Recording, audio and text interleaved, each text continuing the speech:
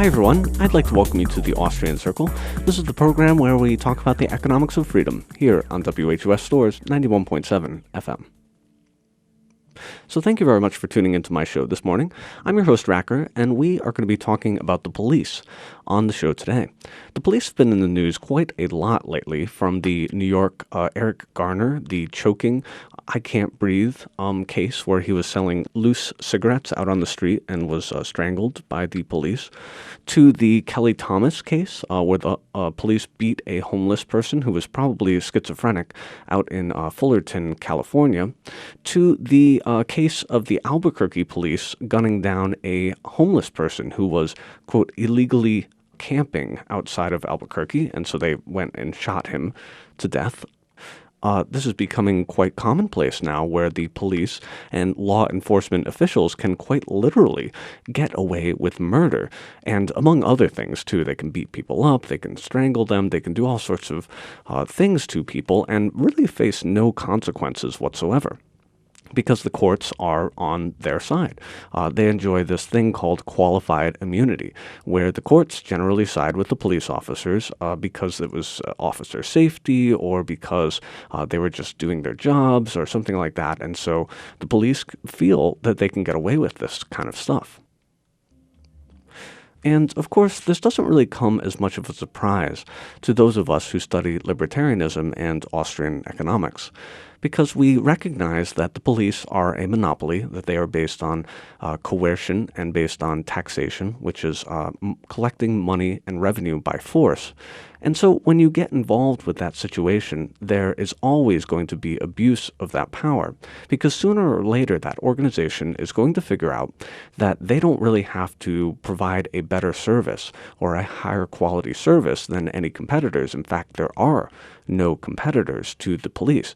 And so when people can't choose whether or not to allocate their funds towards a particular organization, then that organization just realizes that it doesn't have to keep up any particular quality standards when it's providing its service to those customers. You can think of any organization in society. Let's say a plumber comes to your house and says, well, you're going to have to pay me whether or not I do a good job or a bad job. And so the plumber comes in and he rips up all your pipes and there's water all over the place. And he says, well, you have to pay me now. And you say, well, I'm not going to pay you. That's ridiculous. Well, he's going to come in with taxation and force and say, you must pay me regardless of how well you thought that I served you. And again, this is exactly how the police operate. And so I'd like to read a couple of articles to you regarding the police. One of them is by Paul Craig Roberts, and he says, the police threat is too high. The hypocrisy of American police is beginning to bother even law and order conservatives. The New York Police Department is rivaling the black community in Ferguson in keeping alive the murders of their community members. We are constantly reminded of how dangerous it is to be a police officer.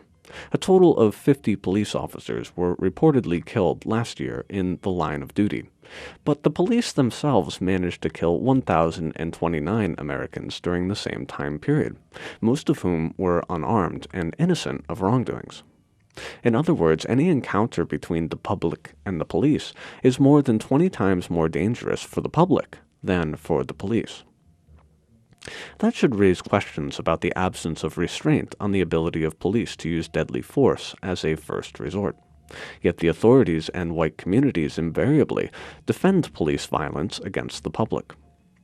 If Americans had half-decent educations, Americans would know that power comes from precedent. The police, like the executive branch, have now established themselves above the law.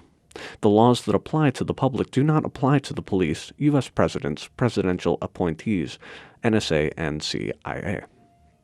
The URL provides two short videos of Montana police officer Grant Morrison shooting to death in separate incidents two unarmed drivers pulled over by Morrison in routine traffic stops. In both cases, Morrison's first actions are to scream obscenities and pull the trigger. Morrison comes across as completely crazed. It is inexplicable that Montana permits an armed lunatic to roam the streets pulling over cars. You try doing that. Clearly, the police are privileged and thereby unaccountable. According to the news reports, during 8 years of what is called the Iraq War, more U.S. citizens were murdered by the police than U.S. soldiers were killed in the war. In other words, U.S. police are a greater threat to Americans than enemy forces are to U.S. soldiers who have invaded a foreign country. The other day I heard a New York police commissioner on NPR defend the New York police violence against Eric Garner that resulted in Garner's death. The police commissioner said that Garner more or less brought on his own death by not quickly cooperating with police orders. When asked if selling single cigarettes out of a pack was sufficiently dangerous enough of an act to justify police use of prohibited chokeholds, the commissioner said Garner's single cigarette sales were depriving New York City of hundreds of millions of dollars in tax revenues that could be used for more and better schools and hospitals. I was surprised to learn that selling Lucy's was a billion-dollar business.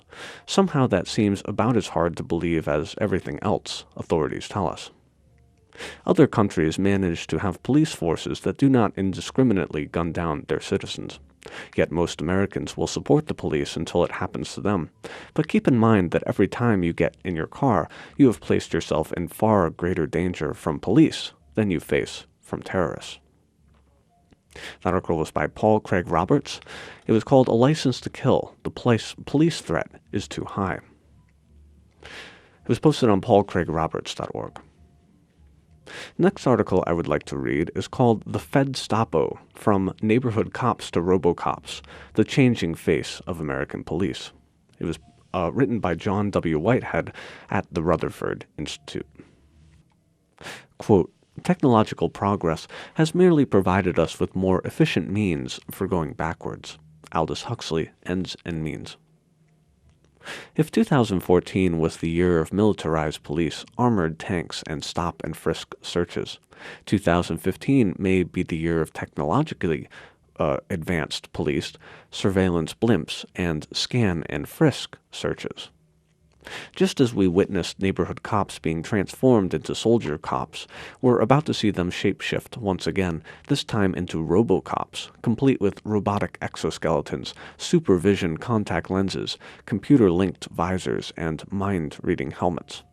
Similarly, just as military equipment created for the battlefield has been deployed on American soil against American citizens, we're about to see military technology employed here at home in a manner sure to annihilate what's left of our privacy and our Fourth Amendment rights. For instance, with the flick of a switch, and often without you even being aware of the interference, police can now shut down your cell phone, scan your body for suspicious items as you walk down the street, test the air in your car for alcohol vapors as you drive down the street, identify you at a glance, and run a background check on you for outstanding warrants, piggyback on your surveillance devices to listen in on your conversations and see what you see on your private cameras, and track your car's movements via a GPS-enabled dart. That doesn't even begin to scrape the surface of what's coming down the pike, with law enforcement and military agencies boasting technologies so advanced as to render everything up until now mere child's play. Once these technologies, which used to belong exclusively to the realm of futuristic sci-fi films, have been unleashed on an unsuspecting American public, it will completely change the face of American policing and, in the process, transform the landscape of what we used to call our freedoms. It doesn't even matter that these technologies can be put to beneficial uses. As we've learned the hard way, once the government gets involved, it's only a matter of time before the harm outweighs the benefits. Imagine, if you will, self-guided smart bullets that can track their target as it moves, solar-powered airships that provide persistent, wide-area surveillance and tracking of ground targets, a grenade launcher that can deliver 14 flashbang grenade rounds, invisible tanks that can blend into their surroundings and masquerade as a snowbank or a soccer mom's station wagon, and a guided mortar weapon that can target someone up to 12 miles away. Or what about less lethal weapons, such as the speech jammer gun, which can render a target tongue-tied, sticky foam guns, which shoot foam that hardens on contact, immobilizing the victim, and shockwave generators, which use the shockwaves from a controlled explosion to knock people over. Now, imagine trying to defend yourself against such devices, which are incapable of distinguishing between an enemy combatant and a civilian.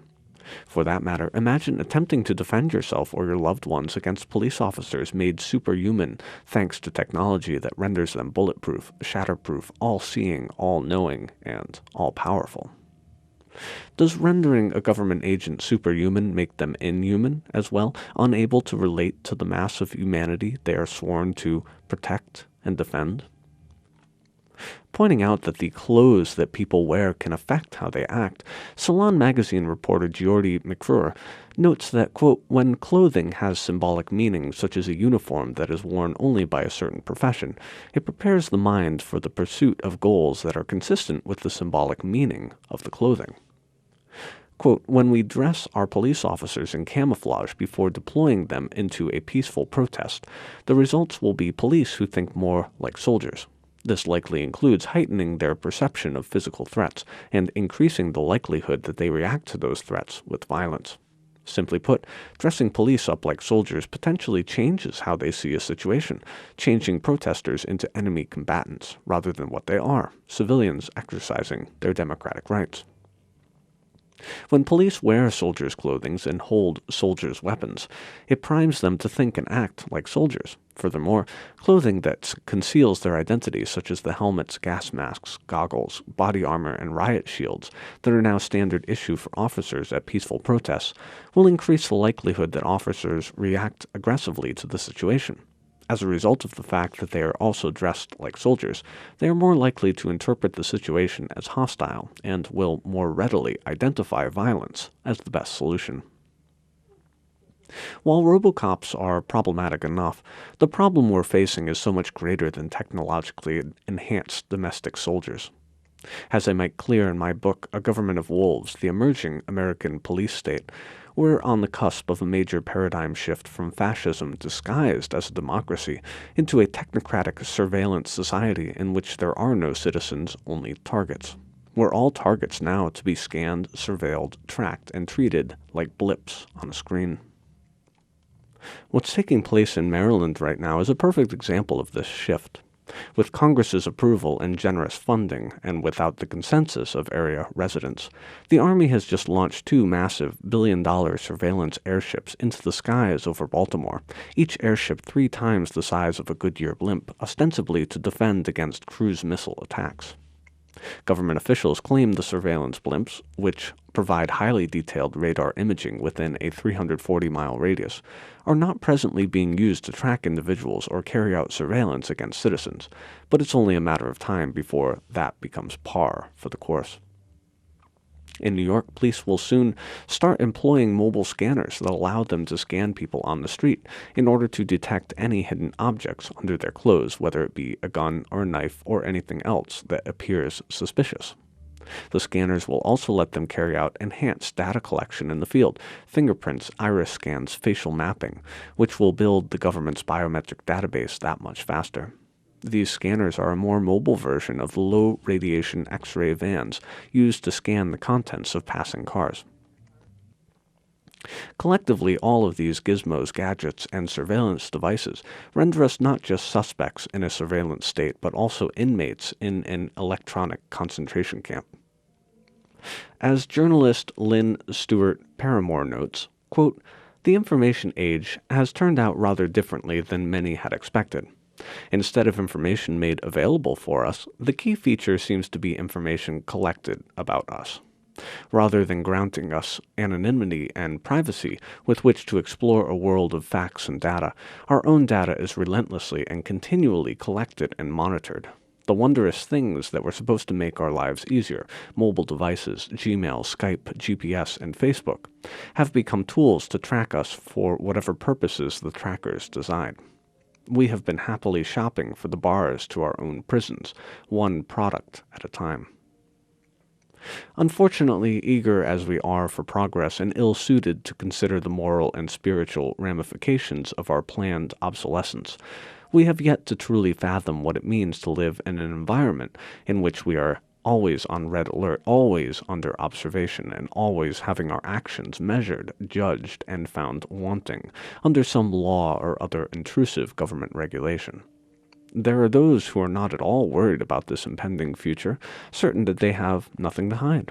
Rest assured, soon we will all have nowhere to hide from the prying eyes of a government bound and determined to not only know everything about us, where we go, what we do, what we say, what we read, what we keep in our pockets, how much money we have on us, how we spend that money, who we know, what we eat and drink, and where we are at any given moment, but prepared to use that information against us whenever it becomes convenient and profitable to do so.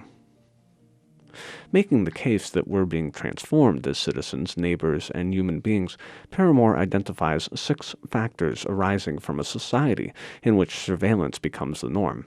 A shift in power dynamics, in which the watcher becomes all-seeing and all-powerful. An incentive to turn citizens into outlaws by criminalizing otherwise lawful activities. Diminished citizenship, an environment of suspicion and paranoia, a divided society comprised of the watchers and the watched, and a society of edgy, unhappy beings whose sense of themselves is chronically diminished. As Paramore rightly concludes, this is not exactly a recipe for utopia. That article is by John W. Whitehead. It was posted on the Rutherford Institute, and it's called From Neighborhood Cops to Robocops, The Changing Face of American Police. So why is this so ominous? Is this the standing army that the Founding Fathers warned us against? They were very concerned about the government that they were creating having its own army to enforce its edicts on the citizens in the same area that it was in. That's what Britain did. It sent its army over to Boston, and they harassed people. They searched people's houses. They quartered soldiers in the people's houses. They enforced the tax edicts of Britain.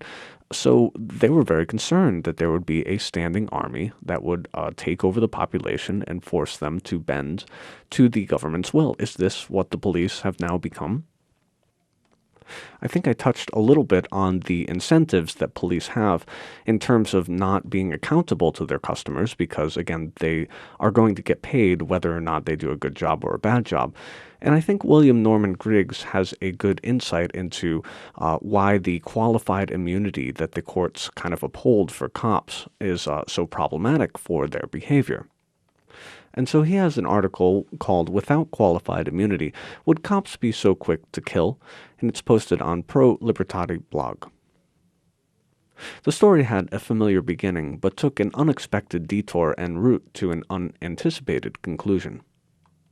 Dante Price, a young black man, was trying to visit his girlfriend and infant son at the Summit Square apartment complex in Dayton, Ohio. Price was confronted by 2 uniformed armed officers who told him he had been banned from the property as a trespasser.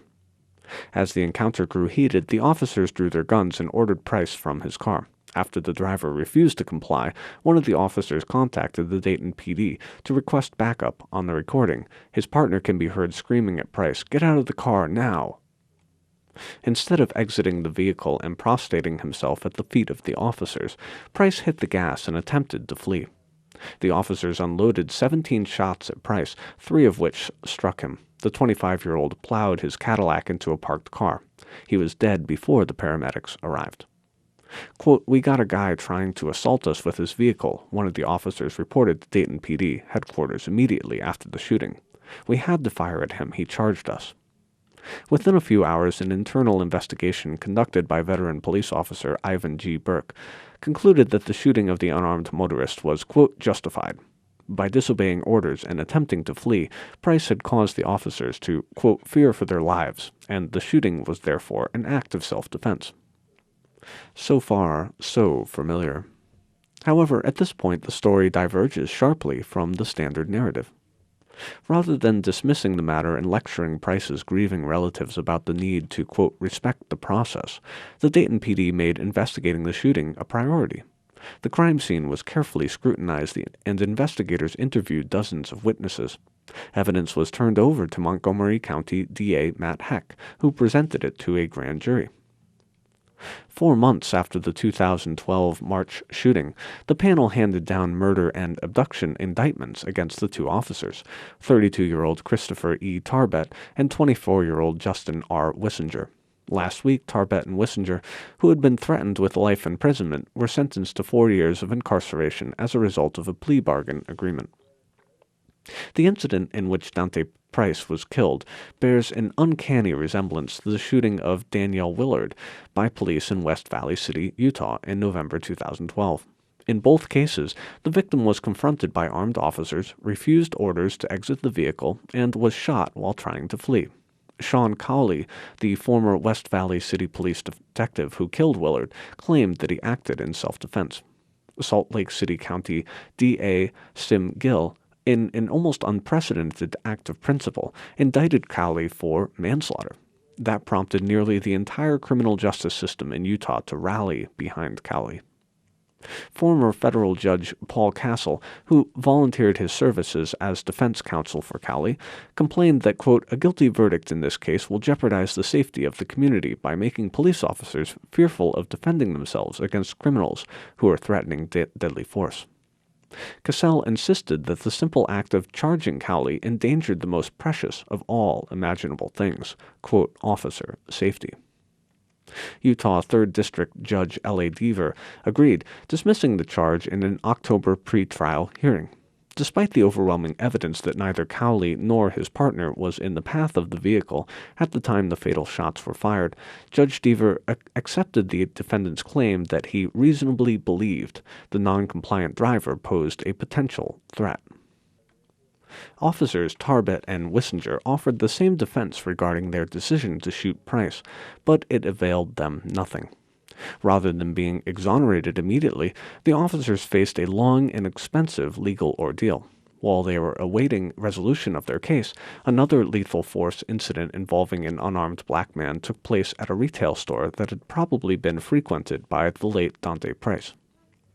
Late September, John Crawford III was fatally shot by police at a Walmart in Beaver Creek, about 17 miles from the apartment complex where Price was killed.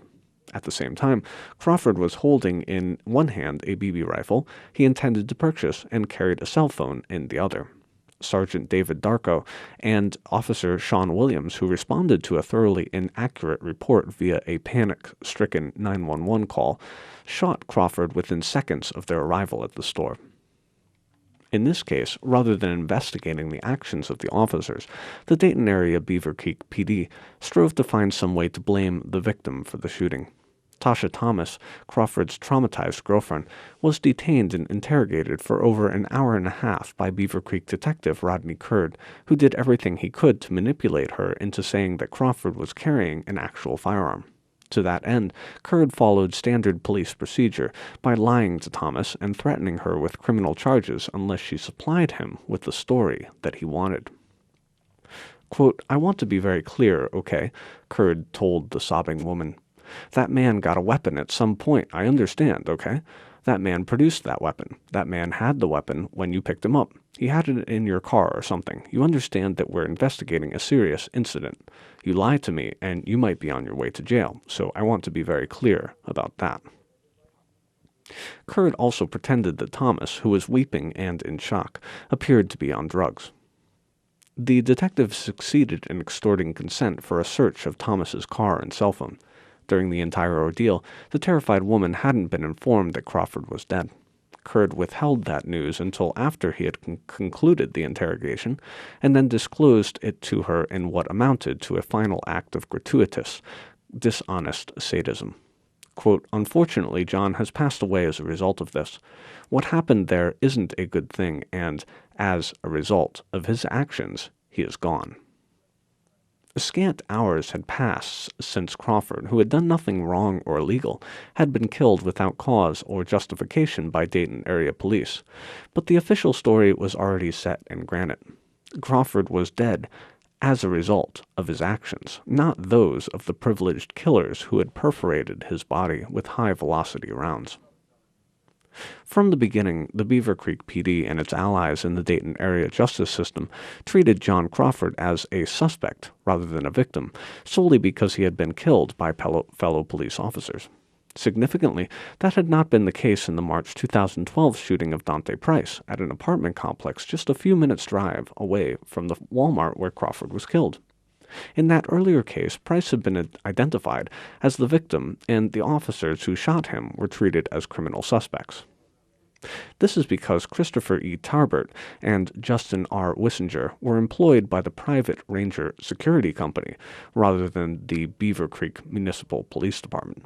Ivan Burke, who owns the company, was briefly employed as an officer with two departments in small towns near Dayton, and at the time of the shooting, he was an auxiliary officer in Clay Township, a village of about 9,000 people with no reported criminal activity. Yes, Tarbert and Wissinger wore special costumes that included glittering baubles denoting their status as officers. They carried guns and conducted patrols. Their physical conditioning, mental acumen, and competence with firearms were certainly up to par with the undemanding standards of most municipal police departments. As their encounter with Price demonstrated, they had learned to bark orders at the public, treat noncompliance as a threat to officer safety, and recite the expected self-exculpatory phrases after killing someone who had defied them. In this case, however, the assailants hadn't been fully invested with the mystical property called authority. Quote, the shooters were employed as private security guards through Ranger Security. They were not police officers, explained Montgomery County M.A. Matt Heck. They did not have any special arrest powers, authority, or privileges beyond what a private citizen would have. These private security guards had no legal authority to detain or attempt to detain the victim, and had no legal authority to use or threaten to use deadly force in order to make the victim comply with their orders. Tarbert and Wissinger were lawfully employed as contract security personnel to guard private property and turn away uninvited intruders. But they hadn't been consecrated as members of the state's punitive priesthood, and without that official unction, they weren't able to transubstantiate aggressive violence into, quote, law enforcement. Despite the trappings of their profession, their formal training, and their state-issued licenses, Tarbert and Wissinger were mundanes, and thus were not endowed with qualified immunity that would protect them from accountability for their act of criminal homicide. The blame for the incident was imputed to them, rather than to the unarmed, fleeing victim. They didn't have standing to insist that Price had died, quote, as a result of his actions, as the Dayton PD claimed in the killing of unarmed John Crawford. Owing to the fact that police are employed by the class that preys on property, they have no obligation to protect it against crime. Those who want that service have to pay for it out of their own resources, in addition to surrendering the taxes that are used to pay the police. There are at least 3 times as many private security and investigative specialists than government law enforcement agents in this country. Nearly all of them, apart from moonlighting police officers, confront genuine risks on behalf of their customers and do so without the benefit of qualified immunity. This means that when they screw up, private peace officers, unlike government-employed police, can be held accountable. Tarbert and Wissinger were entirely within their rights to demand that Price leave privately owned property where he wasn't welcome. In doing so, they comported themselves as peace officers acting in defense of property rights.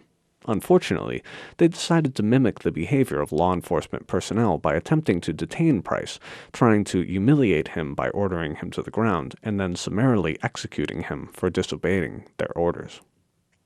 As District Attorney Heck observed, because the guards were not state-employed purveyors of violence, they had no authority to restrain, demean, threaten, or kill someone who hadn't committed an act of criminal aggression, but simply refused to, quote, comply with their orders.